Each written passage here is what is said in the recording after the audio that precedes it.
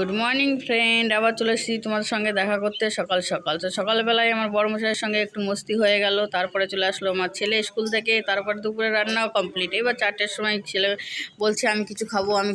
তো আমি বলছি চলো চলো দোকানে চলো। তো দোকানে নিয়ে আসলাম। তো দোকানে এসে কিনেবে কিছুই পছন্দ হলো না। তারপর একটা কুত্তা বসেছিল, তাকে একটু পরেশান করলো। এইবার ঘরের মধ্যে চলে আসলো।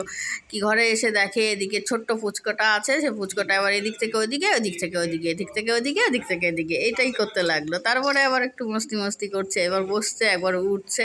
এরপরে বর্মশাই আবার একটা লেবু নিয়ে আসলো। লেবুটা ছাড়াচ্ছে না, কি করছে খুঁজে পেলো না। আবার মিষ্টি সোনাটা আবার চলে আসলো, ওর সঙ্গে আবার একটু খেলা করলাম। এর মধ্যে এবার চাউমিন আছে, তো চাউমিন খাওয়ার ইচ্ছা হলো। তো চাউমিন খাওয়ার ইচ্ছা হঠাৎ বানিয়ে নিলাম। চাউমিনটা হঠাৎ বানিয়ে নিয়ে খেতে শুরু করলাম।